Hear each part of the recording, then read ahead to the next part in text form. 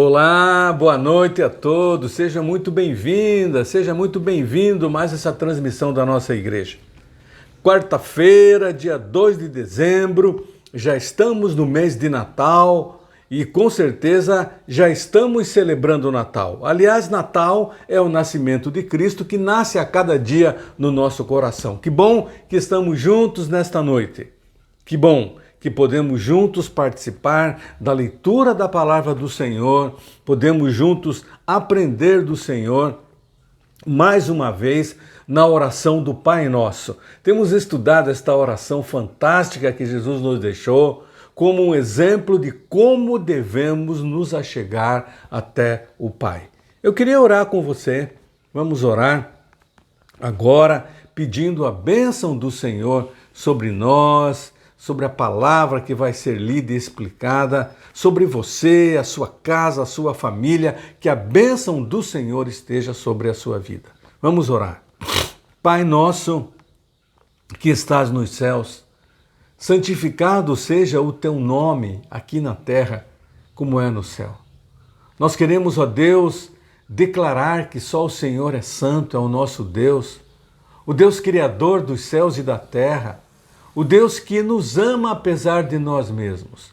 Obrigado porque o Senhor aceita a nossa vida, nos recebe como filhos e podemos estudar a Tua palavra sob a orientação do Teu Santo Espírito que habita em nós. Pai, obrigado pela semana que estamos passando. Até aqui o Senhor tem nos conduzido bem e cremos vai continuar nos abençoando. A vida do Teu filho, a vida da tua filha que está participando deste momento em volta da tua palavra, que sejam grandemente abençoados e impactados por esta palavra, que haja vida nova, transformação de vida, propósito novo através do estudo da tua palavra. Obrigado, ó Pai. Oramos assim no nome precioso de Jesus. Amém e amém. Temos estudado lá no Evangelho de Mateus, a oração que Jesus deixou para os seus discípulos e para nós. A oração do Pai Nosso. E nós paramos ali no seja feita a tua vontade. É fácil dizer isso, é fácil orar desta maneira, mas permitir que a vontade de Deus seja uma realidade na nossa vida já é algo mais difícil. E por isso precisamos estudar a palavra, pedir graça de Deus, orientação do Espírito, para que possamos cumprir verdadeiramente a palavra do Senhor. Vamos ler o texto? Mateus, capítulo 6, do 9 ao 13. Mateus 6, do 9 ao 13. Assim diz a palavra do Senhor. Portanto, vós orareis assim: Pai nosso que estás nos céus, santificado seja o teu nome. Venha o teu reino, faça-se a tua vontade, assim na terra como no céu. O pão nosso de cada dia dá-nos hoje, e perdoa-nos as nossas dívidas, assim como nós temos perdoado aos nossos devedores. E não nos deixes cair em tentação, mas livra-nos do mal, pois teu é o reino, o poder e a glória para sempre. Amém. Vamos recordar, e é sempre bom recordar, que esta oração ela pode ser dividida em duas partes. A primeira delas, olhando para Deus, nos preocupando com o Senhor e com a sua glória, quando Ele nos ensina dizendo: santificado seja o teu nome, venha o teu reino, seja feita a tua vontade. Tudo vai para o Senhor. A nossa própria salvação não é para o nosso bem somente, não. É para a glória do Senhor. E a segunda parte, então, vamos nos preocupar conosco. Dá-nos o pão nosso de cada dia, perdoa-nos as nossas dívidas e livra-nos do mal. Nós temos estudado: seja feita a tua vontade, assim na terra como no céu. Num documentário de TV sobre os mosteiros no Brasil, o repórter ele foi entrevistar um monge, um moço, um jovem monge. E o repórter chega para esse monge e diz assim: na tua juventude, qual é a maior dificuldade que você enfrenta como um monge, vivendo nesse mosteiro? E o jovem responde que não era o voto de castidade por ele ficar solteiro. Não, ele disse: a maior dificuldade que eu tenho é o meu voto de obediência. É verdade. A maior dificuldade que nós temos é obedecer ao Senhor. E quando eu olho esse texto, seja feita a tua vontade, Deus, eu quero que a tua vontade seja feita no mundo, mas acima de tudo na minha vida. E nós podemos olhar e aprender que esta questão da obediência a Deus, algo tão difícil na vida do cristão, nós podemos aprender com a própria Bíblia. Eu gosto demais da história do povo de Israel, um povo de dura cerviz, mesmo com todos os benefícios como povo do Senhor.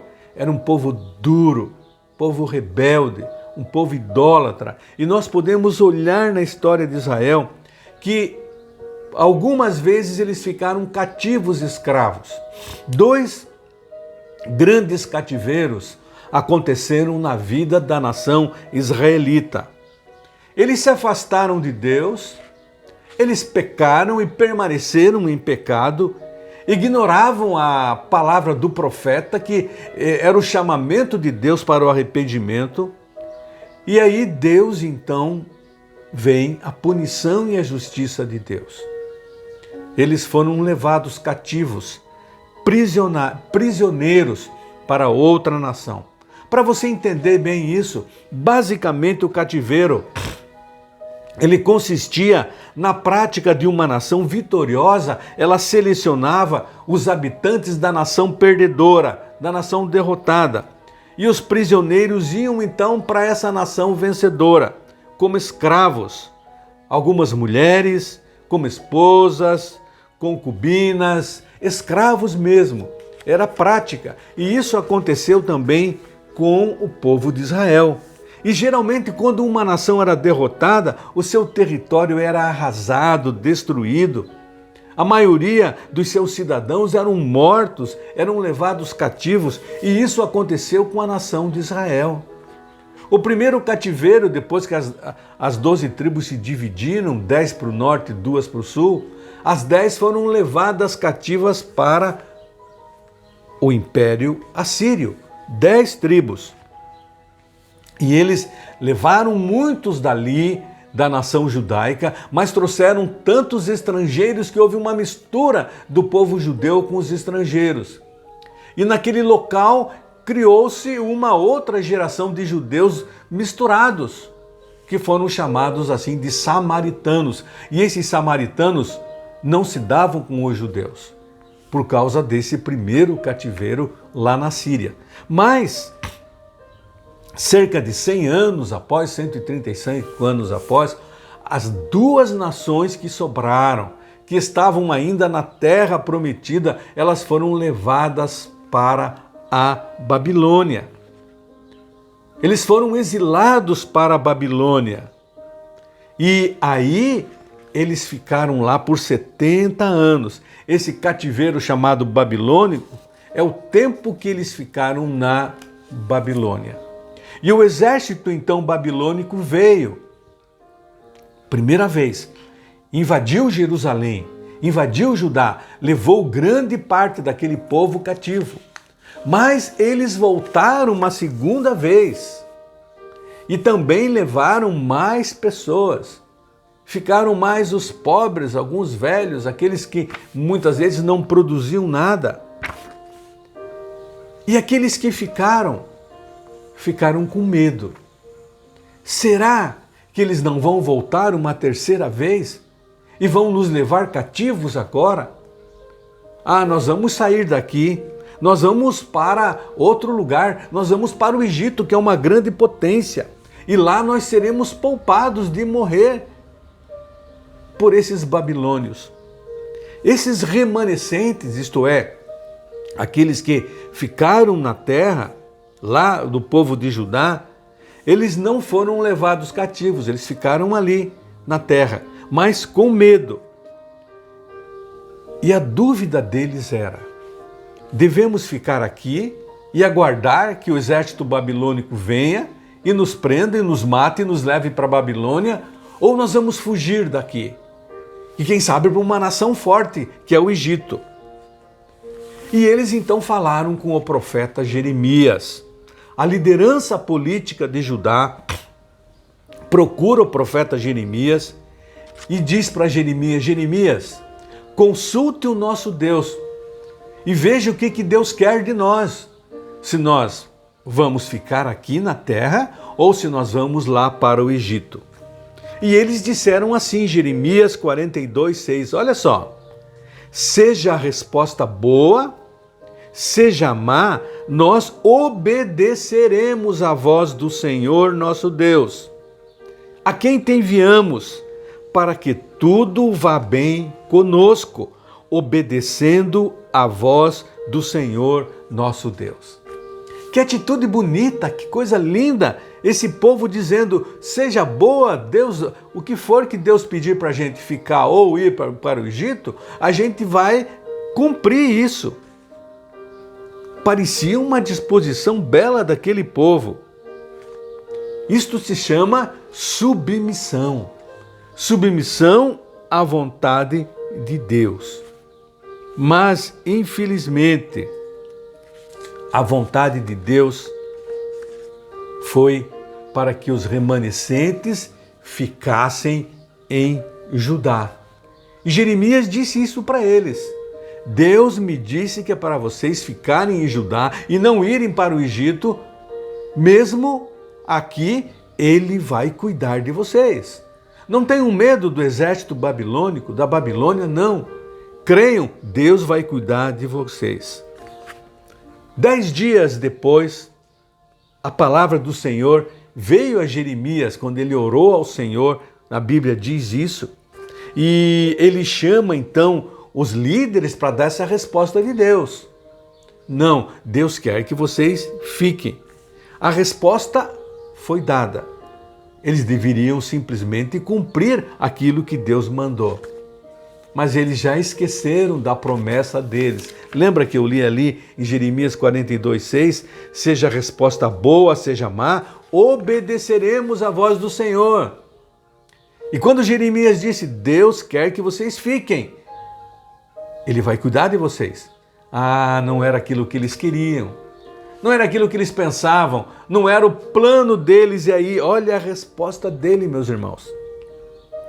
Jeremias relata isso no capítulo 43, verso 2. Então falaram Azarias, filho de Uzaías, e Joanã, filho de Caraiá, e todos os homens soberbos, dizendo a Jeremias: Tu dizes mentiras.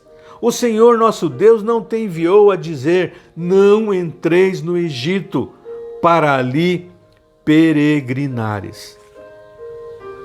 Isso não é verdade, Deus não quer isso. E lá em Jeremias 43:7 há uma palavra forte. Foram para a terra do Egito, em flagrante desobediência à voz do Senhor, e chegaram a Táfnis. Disseram que iam obedecer à voz do Senhor, perguntaram para o profeta consultou a Deus, Deus mostrou a sua vontade, mas como a vontade de Deus não era compatibilizada com a deles, com os planos deles, eles disseram: não vamos aceitar. E o que aconteceu? Diz eles foram, diz a palavra de Deus, eles foram para o Egito. Levaram junto Jeremias, Baruque, o secretário de Jeremias, em desobediência à palavra de Deus. Quando a gente ora, seja feita a tua vontade, e quando Deus revela a vontade dele para nós, nós simplesmente devemos dizer: sim, Senhor, eis-me aqui, eu vou obedecer. Mas na prática isso não funciona. A história de Israel mostra claramente, esse texto é muito claro a respeito disso. E aquele povo, então, desobedecendo a voz de Deus, não fazendo a vontade de Deus, foram para o Egito, achando que lá no Egito, uma nação forte, uma nação poderosa, eles estariam livres dos babilônios, mesmo contra a vontade de Deus. Mas quando nós vamos contra a vontade de Deus, quando nós desobedecemos aquilo que Deus manda, a justiça de Deus é feita e nada de bom vai acontecer com a gente. Olha o que Jeremias 44 relata. Jeremias falando àquele povo agora lá no Egito. Lá no Egito. Deus me falou a respeito de todos os judeus que estavam vivendo no Egito, nas cidades de Mênfis, no sul do país. O Senhor Todo-Poderoso me disse: vocês viram a desgraça que eu fiz cair sobre Jerusalém e sobre as outras cidades de Judá? Até hoje estão arrasadas e ninguém mora nelas. Isso aconteceu porque o povo dessas cidades fez coisas más e assim provocou a minha ira. Eles ofereceram sacrifícios a outros deuses e foram atrás de deuses que nem eles, nem vocês, nem os antepassados de vocês haviam adorado antes. Eu sempre continuei a mandar a vocês todos os meus servos, os profetas, para lhes dizerem que não fizessem essa coisa horrível que eu detesto. Mas vocês não quiseram dar atenção. Vocês não obedeceram. Não quiseram deixar esse mau costume de oferecer sacrifício aos ídolos. Por isso, eu fiz cair a minha ira e o meu furor sobre as cidades de Judá e sobre as ruas de Jerusalém e as incendiei. Elas ficaram arrasadas e até hoje são um espetáculo de horror. Por isso eu, o Senhor Todo-Poderoso, o Deus de Israel, pergunto agora: por que vocês estão fazendo este mal tão grande contra vocês mesmos? Será que estão querendo destruir homens e mulheres, crianças e bebês, de modo que não fique sobrando ninguém? Por que é que vocês me irritam com seus ídolos, oferecendo sacrifícios a outros deuses aqui no Egito, também onde vieram morar? Será que estão fazendo isso para se destruírem? E para que todas as nações da terra zombem de vocês e usem o seu nome para rogar pragas?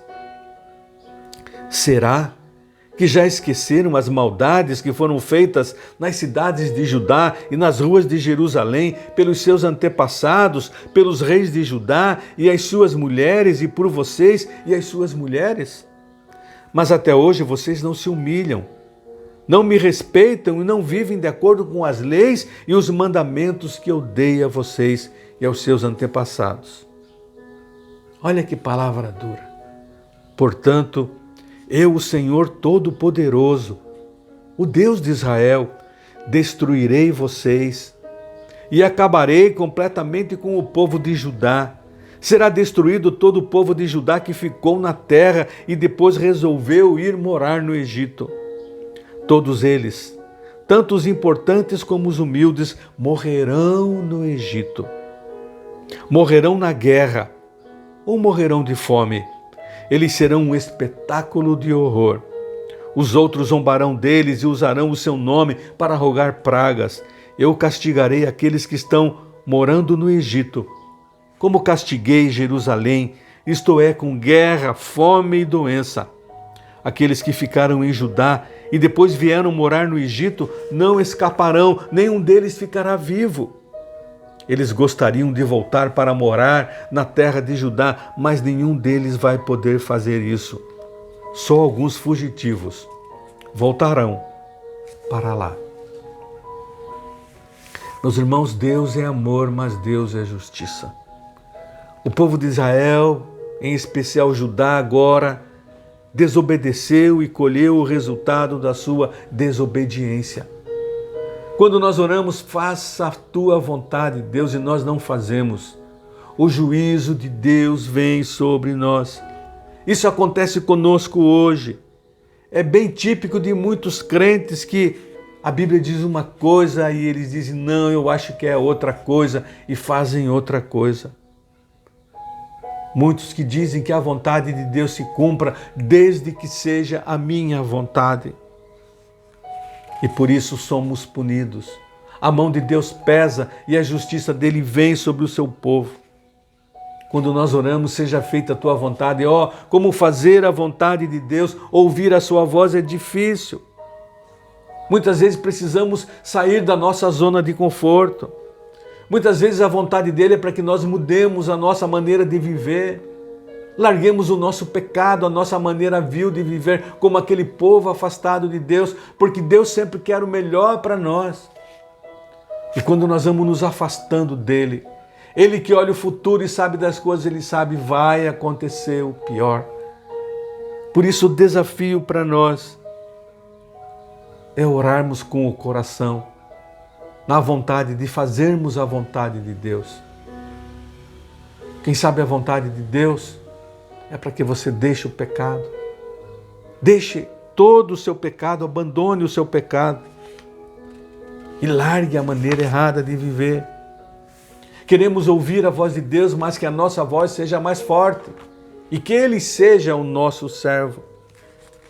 Assim, muitas vezes nós vamos lá para o Egito e vamos para o Egito, como aquele povo de Judá foi, achando que seria ótimo para eles, uma nação grande e poderosa, eles estariam livres do rei da Babilônia. Mas os babilônios chegaram no Egito e venceram o Egito, e eles foram mortos também, porque não ouviram a voz de Deus. Fiquem em Judá. Eles disseram, não vamos ficar.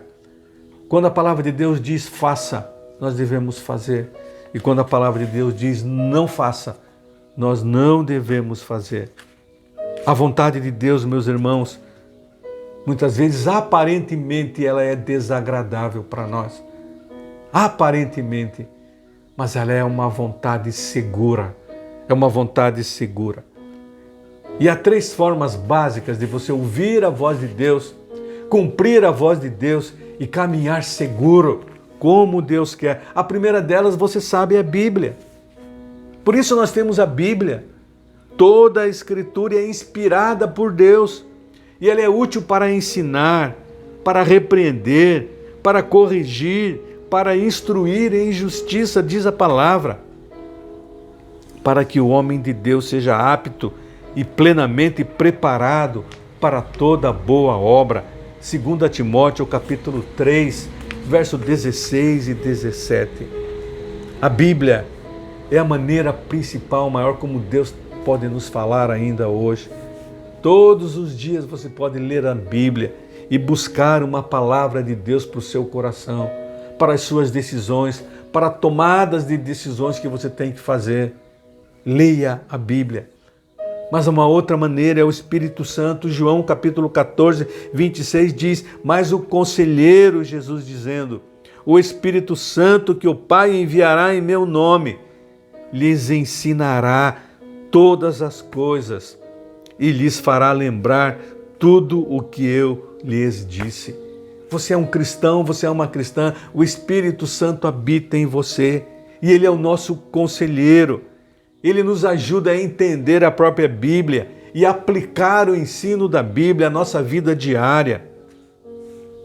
O Espírito Santo nos dá discernimento para olharmos o mundo e refletirmos as verdades da palavra de Deus.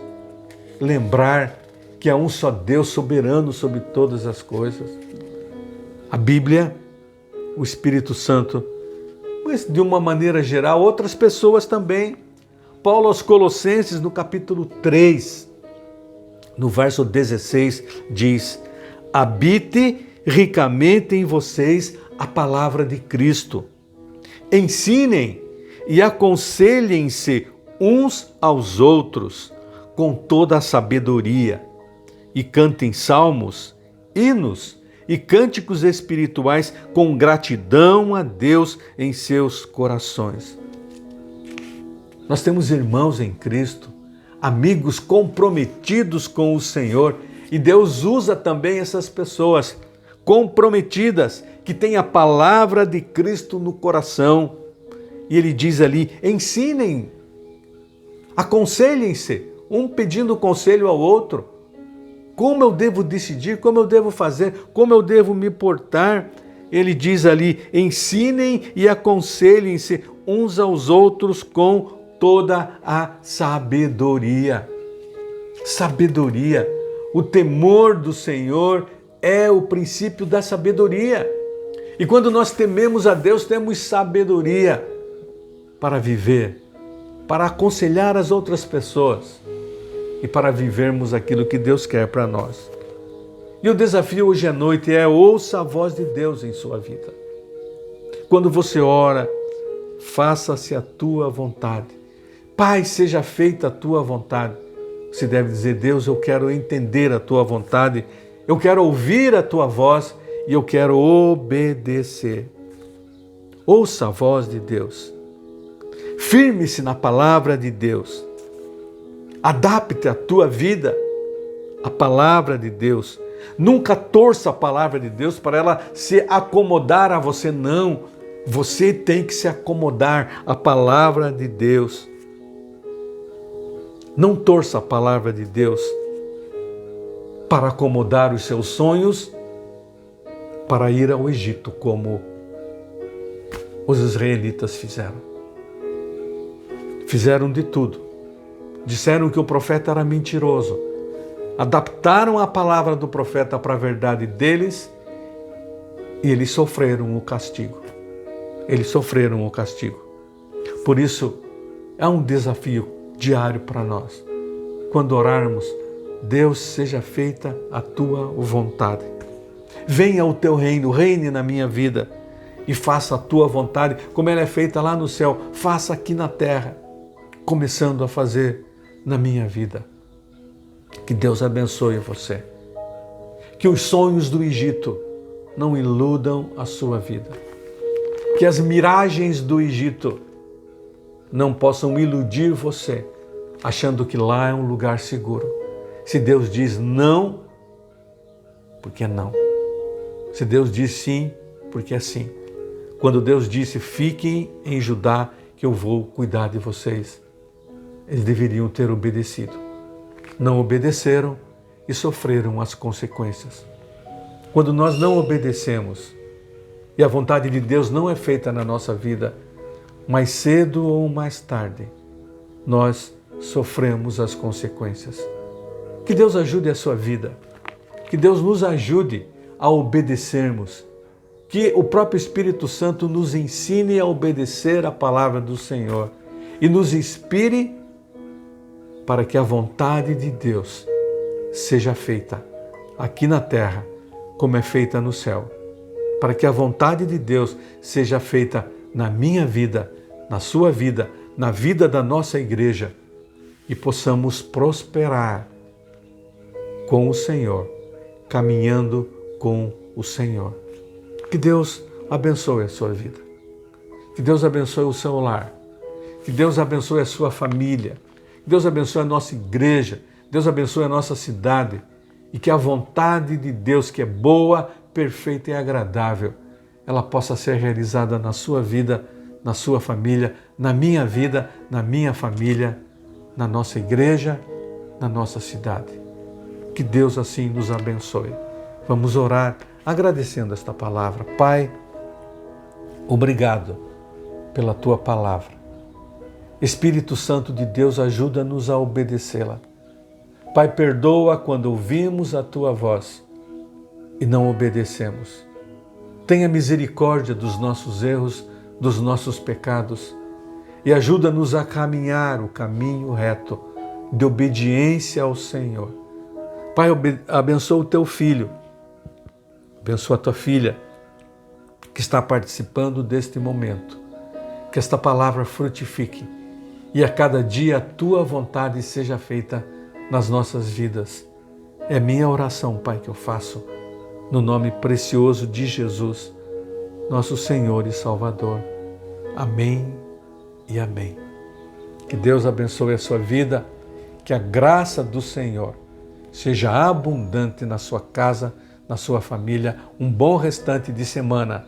Nos encontramos no domingo pela manhã, na transmissão aqui da minha casa, e no domingo à noite com a celebração da ceia, no culto presencial da nossa igreja. Participe da ceia e seja abençoado. Até uma próxima, se Deus assim nos permitir.